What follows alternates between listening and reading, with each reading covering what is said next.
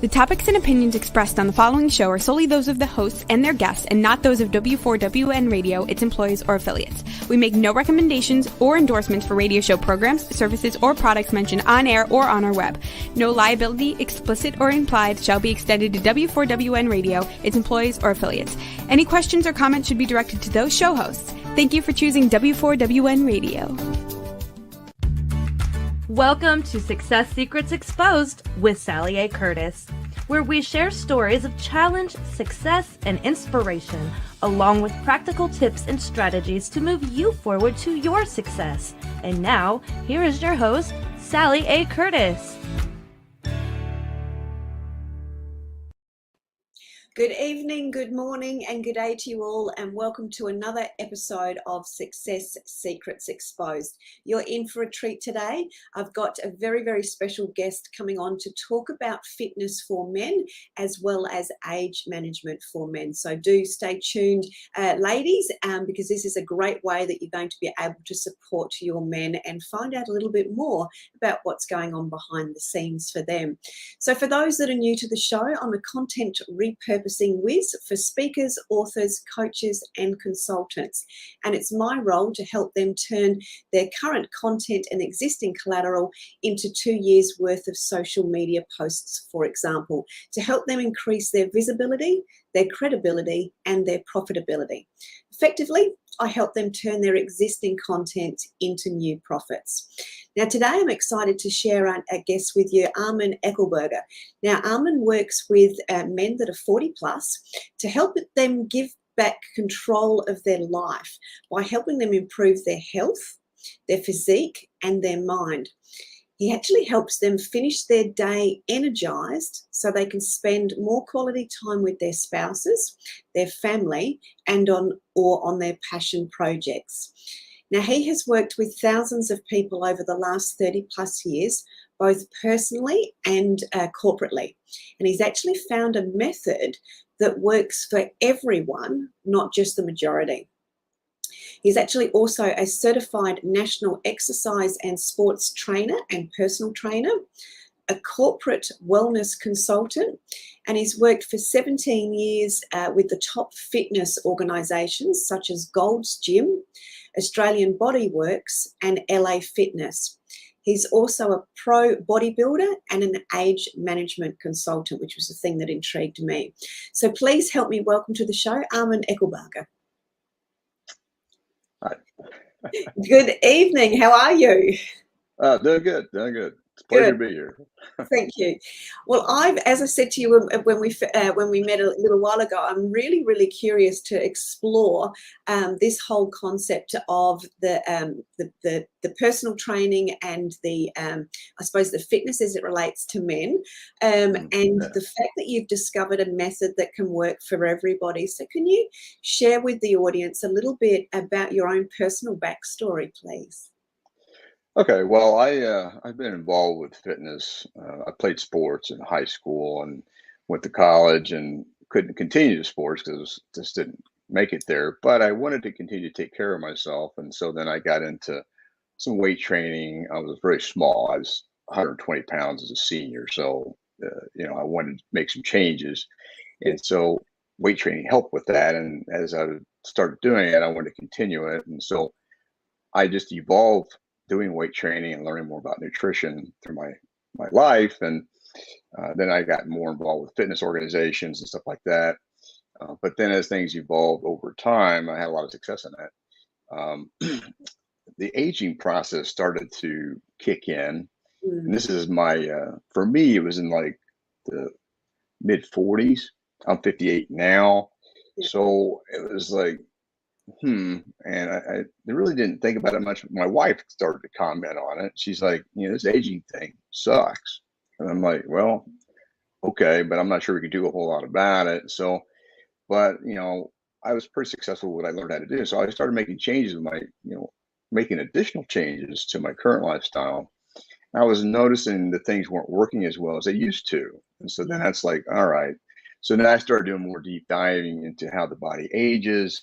And then just over a period of the last 12 years, maybe 13 years, been a student of that, and then adapting as I learned more, and then I started helping other people with it on top of that. Yeah, it's interesting, isn't it? You sort of, I remember for myself, because I'm in my mid-50s as well, you sort of, Yeah. 30 something's easy, 40 something's okay, and then you start to creep towards that 50, and then it just suddenly does this drop off, and it's like, what the heck? And you do have this suddenly, I've got to, what am I going to do? And it's almost that panic as to, what do we do next? So from and this is a curious question, from the perspective of the, women and men, what's the difference that you found, obviously starting with your wife making the comment, as all wives will do, both for themselves and for the men. What do you find the difference is between the sort of perspectives around the fitness and the aging process as it relates to men and women? Well, aging is, basically inevitable, but there's certain things that make you age faster. So that's one of the key things I've realized. And because I was able to maintain my fitness level with my training and my nutrition, it helped me, in my opinion, a lot. It helped my wife a lot. So the things that start happening is your energy systems aren't the Mm, same. Your recovery starts to be different, yeah. and it's real easy to gain weight. So, and I didn't have a ton of those problems, but I had some. Mm, And it was like, okay, what can I do to improve this? And, I had to start from scratch. So I made a lot of stupid mistakes as far as, wasting time. You can waste a lot of time with this stuff. So, because I'm a guinea pig for everything I do for my clients, I test it on myself yeah. first. And then based on that, I can explain to them, well, this is what happened to me. So I Mm, would just say from a guy's perspective, they just kind of go with it. Women tend to fight it more. They tend to like, well, what else? They're a little bit more into getting creative, but maybe it's different. Like some of it's real simple, like Botox and cosmetic type things. But at the end of the day, they're more keen to it, and guys just kind of roll with it. But there are some guys that decide, hey, I'm going to relook at this, and so that's kind of where I was at. It's like, well, what can you do? I mean, mm, yeah. it's kind of And an unknown.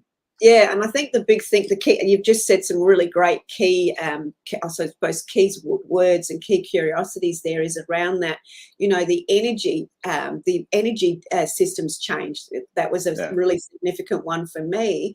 And I've just been doing some physical labor in the garden, and you said the word recovery, and it's like, yeah, I got out of bed this morning and everything was a bit like, so that yeah, recovery becomes very different. And that almost sort of sneaks up on you and sort of almost explodes in your face, and you don't realize it until you're yeah. actually going through it. So what can I suppose what can we be looking at, and what is part of some of the things that we can that we should be doing and can be doing to help with that energy, as well as the recovery side of things? Well, there's a lot of approaches you can take depending on how you want to address it. So one thing that I would strongly recommend to everybody with the way that technology is get extensive lab work done Yeah. that can check all your hormone levels along with the other statistics that you need, like your glucose and your you know cholesterol and all these liver function, kidney function, these kind of things. Typically, when you go to a doctor, they're going to check those things: glucose, liver function, kidney function, and stuff like that. But they're never gonna. They don't typically check the hormone Right. levels, and hormones are the messengers that tell your body how to operate. So when they're not functioning at an optimal level, you're not going to function at an optimal level. So an example of that is when you're in your 30s, mid 30s, or maybe even late 30s, you're pretty much bulletproof. You don't really worry about a whole lot if you've been taking care of yourself. It's like Yeah. you're good to go all the time. Yeah. It's when you start to notice the changes, which are subtle. Your Mm, hormones decline typically 2% a year, starting from the age of 25. So when you're in your 40s, you got about a 40% loss, and that's in a perfect world with no stress and you're eating good and everything being normal, which that's not typical at this day and age. So, and you're seeing a lot more incidents of declining hormones, especially in males, and a lot of that has to do with their lifestyle factors too, because it's different than 40 years ago. mm, So that's another thing I've kind of learned and realized because of convenience of processed foods and, a lot of sugar and these things they're gonna age you faster. Too much alcohol, not getting enough sleep, these lifestyle factors like that, where you're having a lot of fun, which is fine. I get that, but you need to be making sure if you want to get more out of life that you're doing some things to help protect against having your fun time. So, Mm, and there's a lot of parts to that that can be adjusted and improve, your energy, and mm, especially with nutrition. Nutrition is critical, and then supplements that they have now can help. And then obviously sleep is critical, and so I'm a student of that now as well. So on top of that, if your hormones are not functioning properly, they have good technology to where you can correct that and correct it in a good sense. So, mm. and that can get, it's not as complicated as you may think it is, but it is somewhat technical depending on the Mm. medical professionals you're working with. So, Yeah. Yeah, I will just expand on that if I can, just from a blood works perspective, because I've got a girlfriend that works in the fitness area, and she got me to go and get the bloods and things done. And for me here in Australia, trying to find a doctor that was mm, supportive of doing these extra tests and allowing me to have that information to pass on to the next person that can read it and understand it and help me interpret it like yourself was actually a challenge. So it is, yes, the technology is there, but it's also about finding the right people to support you to get the use out of the information that you're able to attract. But critical and very insightful when you do. So one of the areas that you also work with these men that are over 40 is as it relates to that struggling excess belly fat, which is yeah. generally the dig in the ribs that happens from the wife around that. So talk us through what's going on there and how you actually work with them to reduce that. Well, that's nutrition. Now, Yeah. hormones can help with that process, but nutrition is what's the most important element. And so, what happens over time is your lifestyle factors, depending on what those are, and how you're eating. If you start consuming too many carbohydrates, Mm, that's one of the key things that happens. And so, carbohydrates are sugars. They're designed to go into the muscles in the liver. Okay, that's what they do. That's where they're stored. But what happens if you're not burning that energy off? So when you have excess carbohydrates, mm, they have to go somewhere, and you're only going to excrete so much. You're only going to burn so much. So that gets stored as fat when the insulin comes up to process the carbohydrates. So the mm, bigger problem we have in the world right now is if you're consuming a lot of carbohydrates, your insulin levels stay pretty elevated. And when they stay elevated, and then your energy is also affected by that as your glucose levels are starting to drop, you have insulin hanging around. To have more energy, you obviously want to eat more to mm, keep your energy level up. So you have to manage insulin in a good way so that it works for you, not against you. So if you have a lot of insulin floating around, you have insulin resistance. Insulin resistance means that the body can't break down all this glucose the way it needs to, and then that's going to lead to elevated glucose readings, and then to eventually being pre-diabetic. Then it goes to diabetes. That's why we have a huge diabetes problem. mm. So to get rid of belly fat, you got to learn to burn fat as your all-day energy system and not rely on the quick energy of carbs and sugars. Mm. Sorry, I've just written down there a beautiful phrase: your all-day energy system. So, yeah, that makes sense. That's easy to understand, and that's easy to comprehend. That's different to what what we are currently doing. So, just expand on that a little bit more if you can. So what you have to do, you got to convert your quick energy system of sugars and carbs. You need to convert that over to using fat as your energy system, which is ketones. So the way you have to do that, you have to really reduce your carbohydrate intake down to what I call a detox period. And that's typically 8 to 10 days where you do minimum carbohydrates. Mhm. Because what happens is you're going to drop your insulin all the way down. So once the Mm, insulin's all the way down, the body's like, hey, we need energy. mm, And so the body starts figuring out, okay, what are our other energy systems? And that's when it starts pulling the ketones. Okay. So now you're burning fat. yeah. Now, the thing that people need to realize is, you can use keto as an idea, which we're talking about that to some degree, Yeah. but you can't do keto, in my opinion, based on working with my clients, long term either, because you still need carbohydrates for the gut microbiome. So I have what's called a carb cycling strategy. So I stay low carb for a certain amount of time, depending on how lean I am or I want to be. Then I have carb reload days. And those carb reload days will replenish the muscles in the liver with what it needs to maintain things. Does that make sense?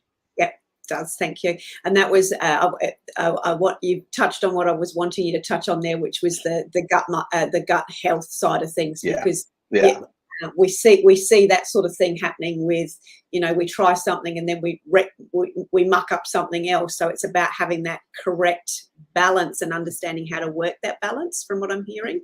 Yeah, when you start taking foods out of the system, again, we're talking natural food.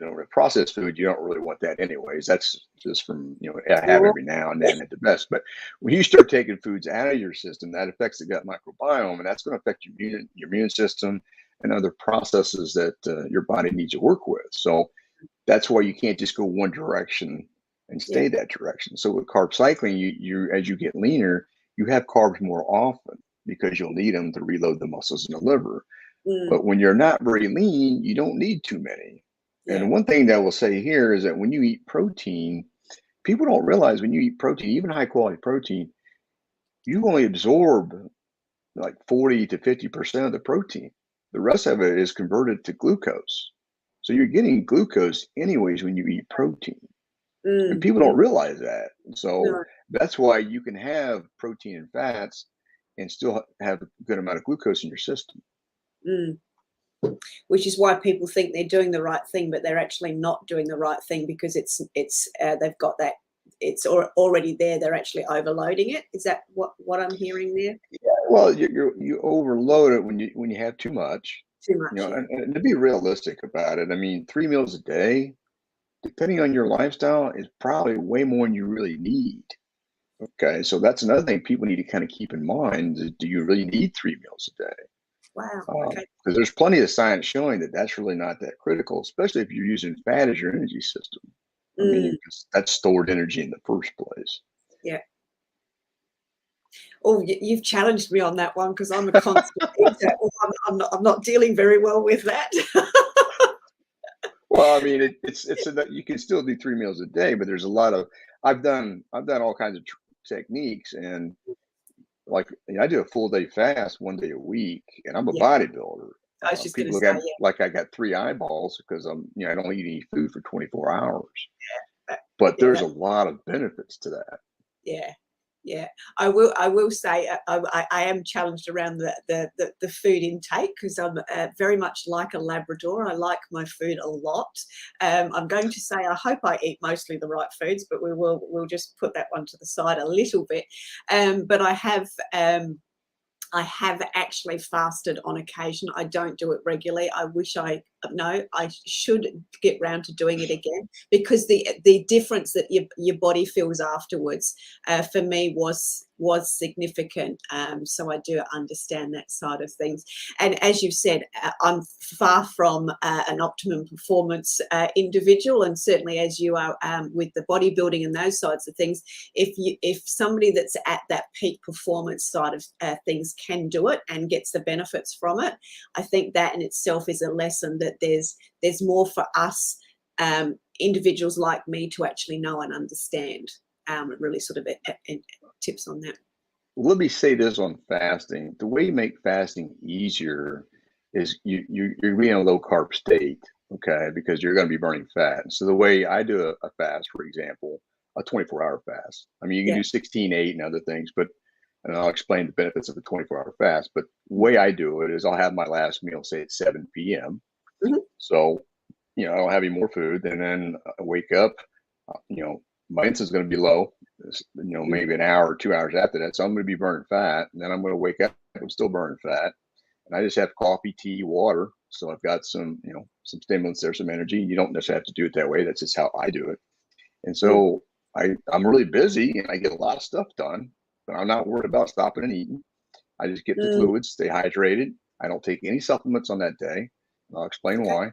But then around 7 o'clock, I'll have a meal, and I'm going to have what I want to have in that meal. I'll have my carbohydrates, proteins, whatever, and I feel good.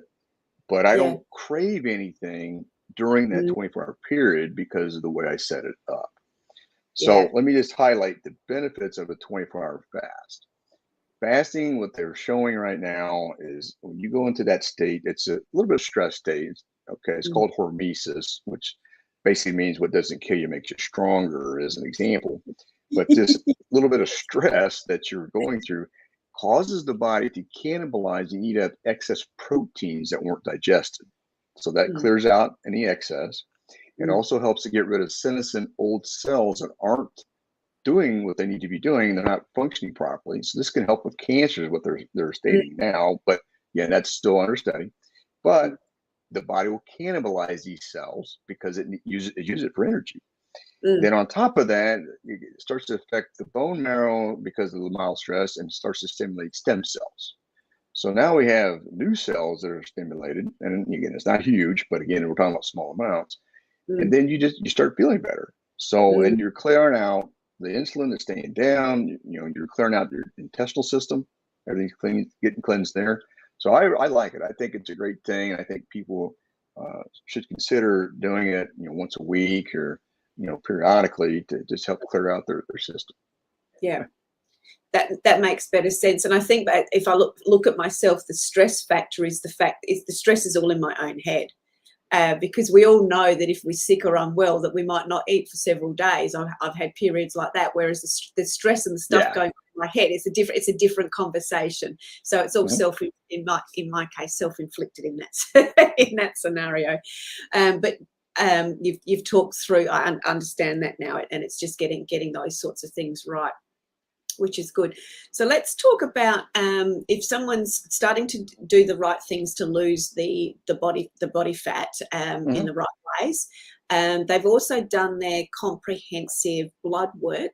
So I suppose I'd like to ask is there some commonalities that you see as it relates to the blood work findings that come back? And then I'd like to sort of talk about the resistance training, because you used a word, I can't remember it, as sarcopenia. Yes, because that was a word I'd never seen or heard before. So if we can sort of talk lead into that, that would be great, because that was something very. You want me to lead into that now, or? Yeah, that'd be lovely. Okay. So sarcopenia is basically what ends up taking us out over time. It's muscle wasting.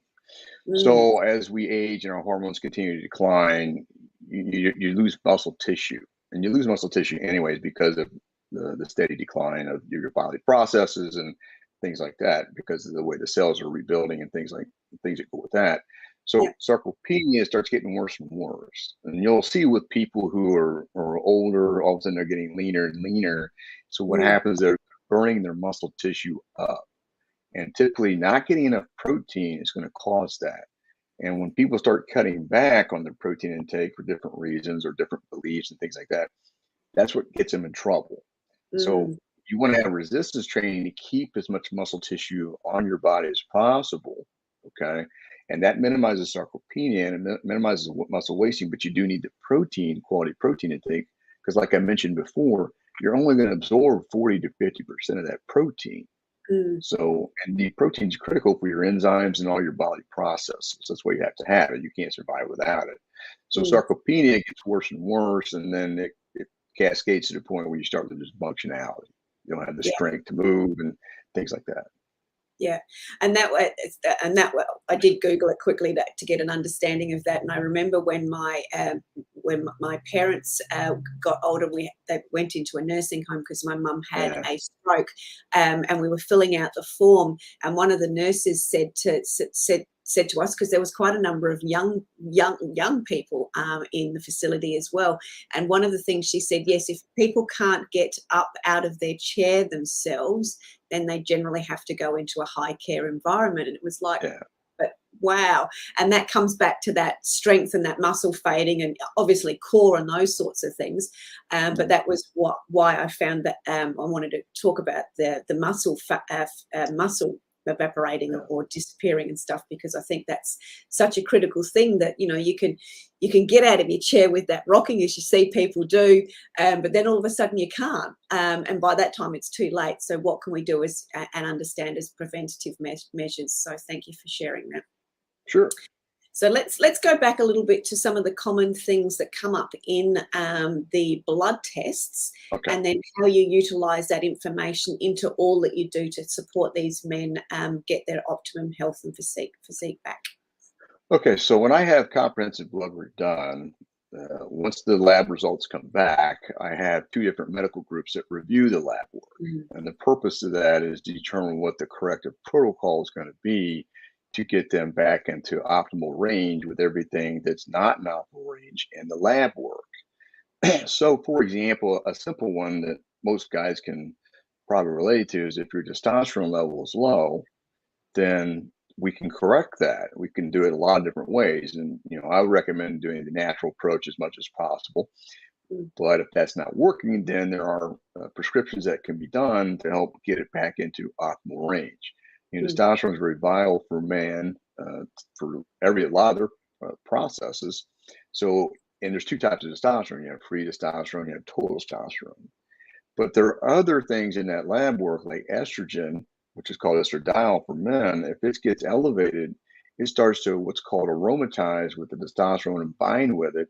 So you don't get as much free testosterone. So you don't have that energy, that normal zip, that recovery. And another thing that can do, it can cause your sex-binding hormone globulins to get elevated. And that also binds with testosterone. So these things can shut down a guy's ability to even use the current testosterone that they're making. And there's things you can do to correct that. But unless you know that, you're just going to be on the struggle bus. So, and that's what happens.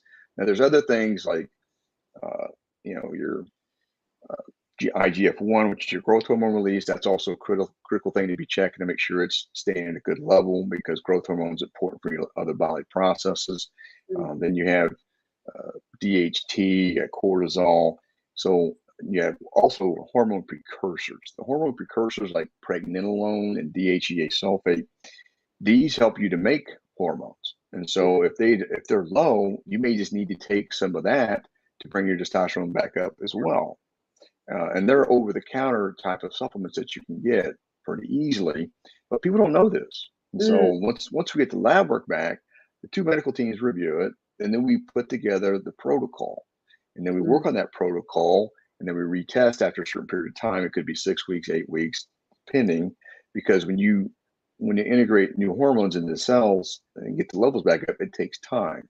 You know, it takes 5 to 6 weeks, even if you're on therapy. It takes that long for most people, but some people feel benefits earlier than others. So, as a quick example.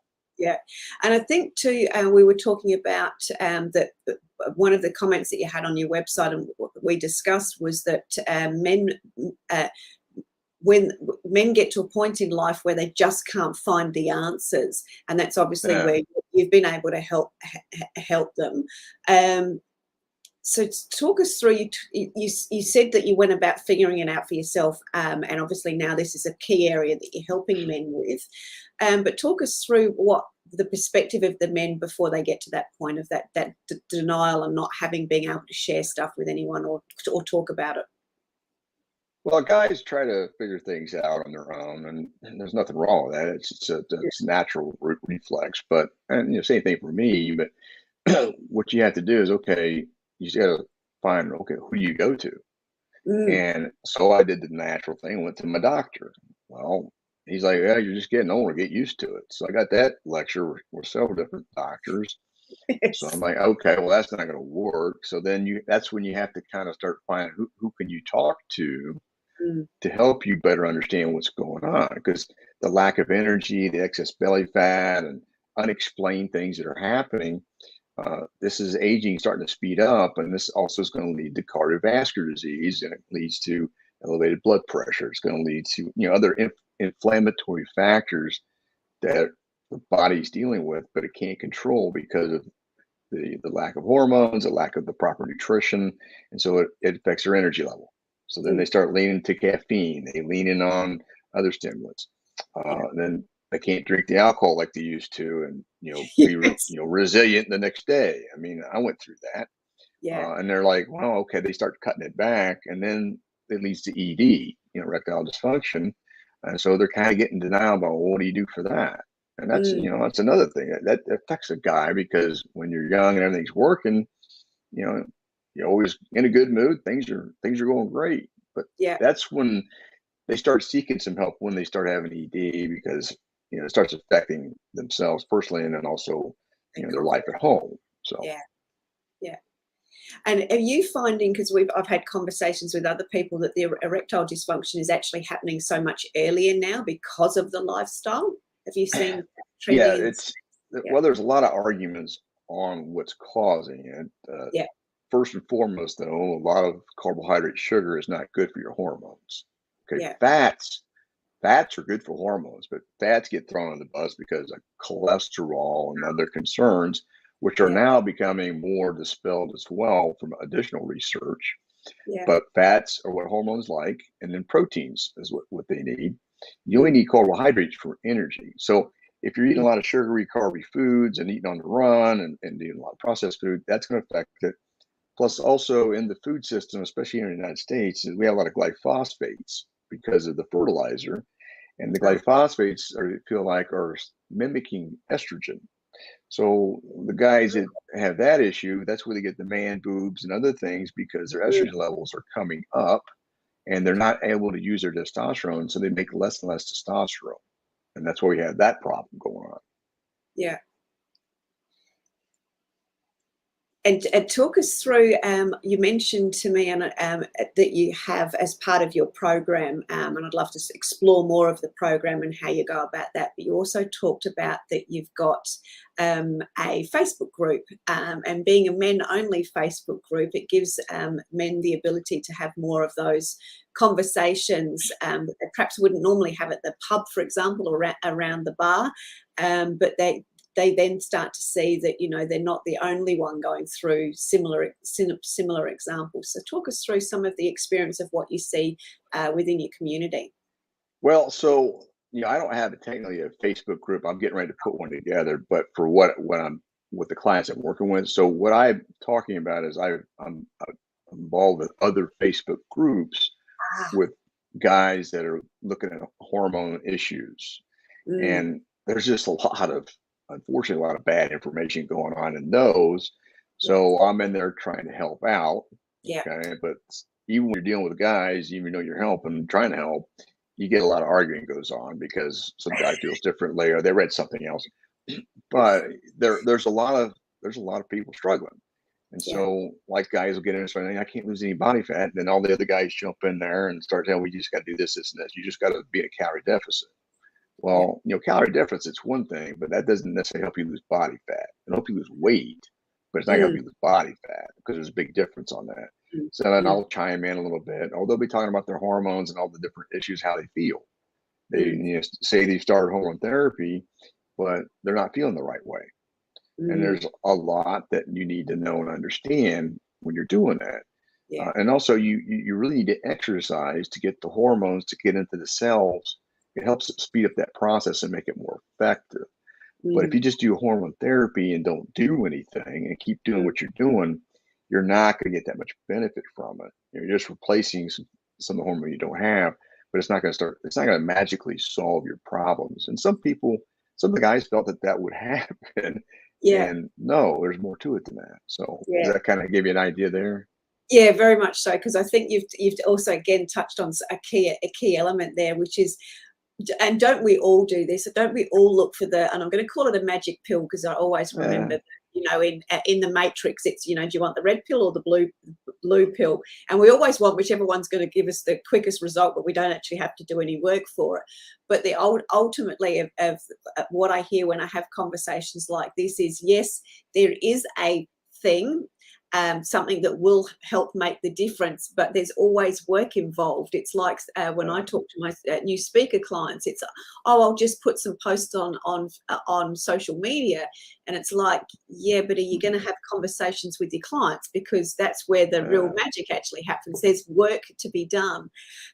So I think that's such a great thing to shine the light on, is that, yes, there is things that can certainly assist you, and obviously you have to have the right information and the right things to suit you, which is why coming back to the bloods becomes very, very important. But there is work that needs to be involved, and I'm sitting here as I'm saying this, I've got my own voice in my head going, yeah, that's right, Sally, that includes exercise for yourself, because I walk my dog and I think I do enough, but and that was why I was curious about the resistance training, because if I look at my own magic pill version, I'm doing sort of most of the right sort of things, I think, but I'm still not feeling quite right the way I would like to, which now for me with this conversation means there's some little bit more work that I need to do. And I think if I can shine the light on that for me, then that's probably the case for lots of people. And what I was hearing with the guys, they're all looking for the quick fix, and somebody's got and everybody else has always got the answer, versus looking internally as to what's going on for us specifically. And then utilising the right resources to get the bloods, go through the medical scenarios to get the right protocol for you, and then and then starting to do some work as it relates to resistance training. So is that a common thing, if, again, that people avoid doing the work part, which for me, listening to this is, if you're doing all the right things with, trying to get the right supplements and those sorts of things, do people still try to skip doing the work of the fitness side of things as badly as I do? Well, it's a decision that people are going to make. Now, the people I work with, while I'm already doing resistance training, they just aren't doing it the way to get the results that they want. So I don't have too much of that with the people that I'm working with currently. So the bigger thing for them is, okay, what do I need to do to kind of, maybe the guy wants a bigger chest, wants a bigger arms, also to improve. When you improve your muscle tissue, your metabolism also speeds up. And plus, muscle is the fifth the size of fat, so you're going to be looking leaner and tighter by having more muscle. And it helps your posture, it helps your mobility. So there's a tremendous amount of benefits from it. It's just a matter of, you have to find what works for your lifestyle and keep it simple. So like training for me, I'm a professional and I only train 45 minutes, and I train very hard for 45 minutes. Most people can just do 30 minutes of some resistance training strategy and get a tremendous amount of benefits from it, because it's going to help you. I mean, because your body breaks down, you do resistance training, and then it has to rebuild itself. So it's always in the repair process. And if you fuel that with good nutrition, supplementation is needed, and then your hormones are optimized, you get really good results and you feel good. So you take back control of your life versus dealing with and so this actually helps to slow down the aging process. And if you're successful, maybe something you're interested in, to slow it down, to enjoy that success that you've got yourself done. And I think that's the key thing you've actually said there, is keeping it simple, bringing it into your lifestyle.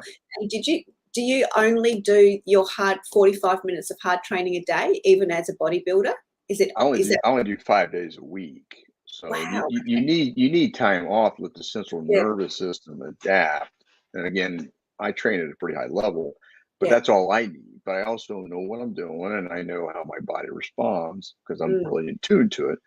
So you don't need to train 7 days a week and that kind of stuff. I mean, I have some guys that's what they want to do, and I encourage them not to do that, because they're going to get better results and they get better recovery. Because you don't get recovery, it just doesn't matter what you're doing. You're not going to feel as good. No, and that was you came to the area that I wanted, is when people do that it's almost the extremeness of the fitness and all the rest of it, and their Yeah. recovery feels so terrible, you're not inspired to continue moving on, because you're actually not feeling good. Obviously there's a period where that'll occur, but this is where the recovery and understanding your body and your nutrition and what's lacking, it becomes so important that your recovery, you shouldn't be thrashing your body so much that it takes a long time to recover, but the recovery in itself becomes so important.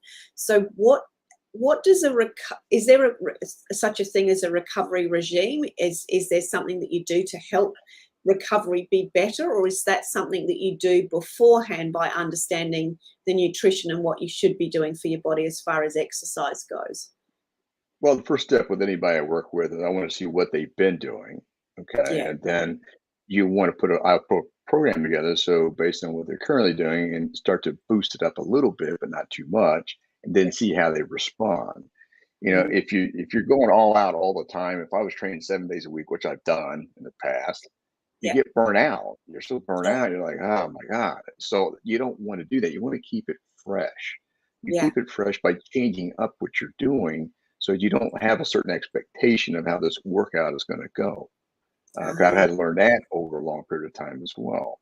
Yeah. So when it comes to the recovery part, sleep is critical. And You so mentioned now that. I use what's called a Aura ring, which is this little Mhm. ring right here.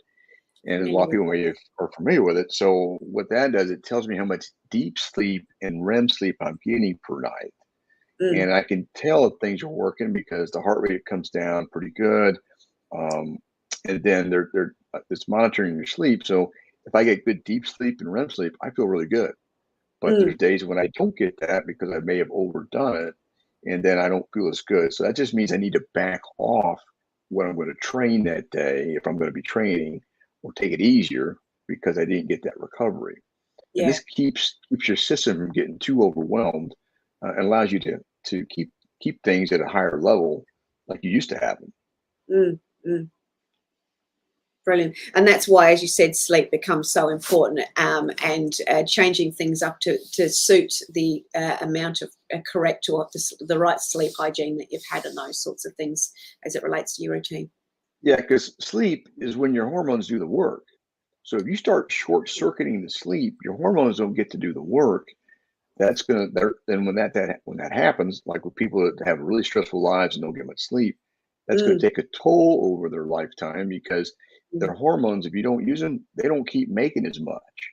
Mm. So it's another thing. These people, the younger people that stay up all night and then try to do their day on 4 or 5 hours sleep, that's when they Yeah. start running into problems, because the hormones can't do the repair process, the things they need to do for the brain. Mm. It's just a very delicate system. So, and I've figured that out too, because I used to do that. I mean, Mm. who hasn't? Yeah. If I At this point, if I get 8 hours of good sleep, I'm bulletproof the next day. I feel good. I don't have to worry about anything. Energy's good. That's how it works for me. Yeah. Yeah, very well said. So as we're coming towards the end, and as always, all great conversations happen very, very quickly. Tell the audience a little bit more about your missing keys checklist that they can get from your website, so they can find out more about how they can support themselves, but also then how you can support them also. Yeah. So the Mystic Key cheat sheet is just going to give you some understanding about how over time, how the hormones start to decline, and key factors you want to be looking for, and then things you can do to start working on improving them Mm. naturally. But Mm. it's also going to say you need to probably get some blood work done. And unfortunately, the blood work thing is still not where it needs to be, and it's still a little bit expensive, but Mm. it's getting better, and that's Yeah. good news. So, but you need to know what to ask for, and it's like this: if you go to ask a doctor to have a hormone panel done for you, they're not going to want to do it. Yeah. Now, people are like, well, why wouldn't they? They're not schooled in it, for one. And even if Mm. they did do the test, they don't know what to tell you how to correct anything that's in there. Yeah. They don't know the protocols. So why would they want to even step into that? Because now Yeah. they're not going to look knowledgeable in front of you. So, and I get that. So Mm. that's why at this point in time, I got involved because, guys, I can get blood work for people. And then Mm. once we get that done, and I have the medical teams that review it, I have people that understand what we're looking for. And then we start working on it, and boom, Now they get a better understanding of how to approach what's affecting them. Yeah. Terrific. And what you've explained there as far as the experience with the doctors was exactly mine. So I'm glad you went through that as well. Are you able to help people with it as it relates to the blood works and support them from anywhere around the globe, or just in the US? Well, I've only worked with a couple of people out of the country, but it's not easy. So I can give them a panel on what they can ask for. So if somebody's in another country and they have a doctor that's willing to look at what needs to get done, then I can help with that. Yeah. And each country is different on how it does prescriptions and how it does supplements and things like that. So if you're in another country, I have to do a little more digging to find out the best way to help you. Here in the States, it's still a little messy. So because some of the doctors, they want to argue about what the protocol is because they don't agree, even though they don't necessarily know what they're talking about. It's an ego kind of thing. So so that happens, and you have to kind of buffer that. So but I do that with the client, explain, here's what's going to be happening. You can share it with your doctor. They may not agree, and some of them, the doctors want to know more. They're like, okay, how you doing all this? So it just depends on who you're working with. Yeah, terrific. So for those that are in Australia, with the support there, I found it was the allied health places. So where there was more than just doctors, they had some of the other different modalities in the clinical practices, and then they're much more willing to do, because they're already doing some of these tests. It's just a case of finding the right one. But I did have to go to a couple of my normal doctor was exactly not helpful, like you said, and when I challenged him on it a second time, he explained that we're not trained in that, we don't understand it, therefore we can't do it. So he was willing enough to have an honest conversation with me as to why that's pretty good, because some of them don't want to. They're like, just don't worry about it. You're just aging. You don't need that. I mean, it's just amazing what comes out of their mouth. I'm like, oh, it's natural. Absolutely. So I wanted to really highlight that, because there is options out there. So it's been a fantastic conversation. You can catch up with Arman at eliteexecmethod.com, which we've just got on up on the screen for you. So if you are a man over 40, or your man over 40 is struggling with his health or physique, then you can certainly find out more information from Arman. Check out the checklist, and certainly look into the ways in which you can improve your health and your lifestyle, so you can get back to doing the things that you love and being energized and energetic whilst you're doing them. Thank you so much for sharing so much with us today. Do you have any closing comments, Arman? Well, I would just say, if you want to take back control of your health, you can do that with the technologies available. So don't just suffer. Take back control, but it'll be a process to learn what's going to work for you, but get with the right people to help you, and also keep learning. There's a lot of good resources out there. So just, keep searching for it. It's getting better. I can tell you that. Yeah. Brilliant. And that, the Aura Ring, I'm a little bit familiar with those, and that comes into a technology or a tool that you can utilize that actually helps you understand what's happening in your own body, as well as doing those research. So thank you once again for sharing so much of your wisdom with us. It's been a pleasure to discover more and learn more. So thank you very much for joining us, and we will look forward to seeing you all on another episode of Success Secrets Exposed. See you next week. Thank you. All right. Pleasure to be here. Thank you. Thank you. That's it for this week's episode. Thank you so much for joining us, and I trust that you got some inspirational tips to move you forward. You can find this episode along with many more on your favorite streaming platform, such as iHeartRadio, Spotify, iTunes, and more. See you next Thursday at 7 p.m. Eastern Time for more Success Secrets Exposed with Sally A. Curtis.